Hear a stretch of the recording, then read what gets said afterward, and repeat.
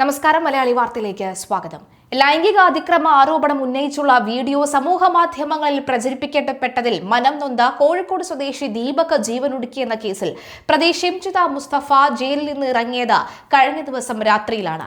ജയിലിൽ നിന്നും പുറത്തിറങ്ങിയ ഷിംജിത പ്രതികരണത്തിന് തയ്യാറായില്ല.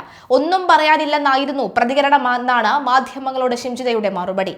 22 ദിവസങ്ങൾക്ക് ശേഷമാണ് ഷിംജിതയ്ക്ക് ഇന്നലെ കോഴിക്കോട് പ്രിൻസിപ്പൽ സെഷൻസ് കോടതി ജാമ്യം അനുവദിച്ചത്. ഉപാധികളോടുകൂടിയാണ് ജാമ്യം. കോഴിക്കോട് ജില്ലാ ജയിലിലായിരുന്നു ഷിംജിത ഉണ്ടായിരുന്നത്. മാസത്തിൽ 2ാമത്തെയും 4ാമത്തെയും വെള്ളിയാഴ്ച അന്വേഷണ ഉദ്യോഗസ്ഥന് മുന്നിൽ ഹാജരാകണം. സാക്ഷികളെ സ്വാധീനിക്കാൻ പാടില്ലെന്നും 50,000 രൂപയുടെ 2 ആൾ ജാമ്യത്തിലുമാണ് ഉപാധികളോടുകൂടി ജാമ്യ വ്യവസ്ഥയിൽ ഷിംജിത പുറത്തിറങ്ങിയത്. പ്രിൻസിപ്പൽ സെഷൻസ് കോടതിയാണ് ഷിംജിതയ്ക്ക് ജാമ്യം അനുവദിച്ചത്.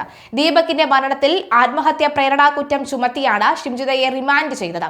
22 ദിവസം നീണ്ട ജയിൽവാസത്തിനൊടുവിലാണ് പുറത്തിറങ്ങുന്നത്. മാസത്തിൽ 2ാമത്തെയും 4ാമത്തെയും വെള്ളിയാഴ്ച അന്വേഷണ ഉദ്യോഗസ്ഥന് മുന്നിൽ ഹാജരാകണം. സാക്ഷികളെ സ്വാധീനിക്കാൻ പാടില്ല, 50,000 രൂപയുടെ 2 ആൾ ജാമ്യം തുടങ്ങിയ ഉപാധികളോടെയാണ് പ്രിൻസിപ്പൽ സെഷൻസ് കോടതി ജാമ്യം അനുവദിച്ചത്. നേരത്തെ കുന്നമംഗലം കോടതിയിൽ ഹാജരാക്കിയപ്പോൾ പരാതിയിൽ ഉറച്ചു നിൽക്കുന്നുവെന്നും ലൈംഗിക അതിക്രമം ബസ്സിൽ നേരിട്ടെന്നും ഷിംജിത പ്രതികരിച്ചിരുന്നു. ഷിംജിത ജയിലിൽ തുടരണമെന്നായിരുന്നു ദീപകിന്റെ കുടുംബത്തിന്റെ പ്രതികരണം.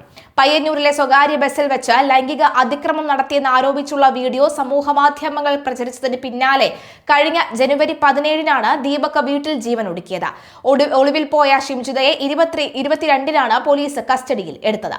എന്തായാലും ഷിംജിതയ്ക്ക് ജാമ്യം ലഭിച്ചതിൽ പ്രതിഷേധിക്കുകയാണ് ദീപകിന്റെ കുടുംബം. ഒപ്പം രാഹുൽ ഈശ്വരും രൂക്ഷമായ ഭാഷയുള്ള വിമർശനങ്ങളാണ് ഉന്നയിച്ചിരിക്കുന്നത്.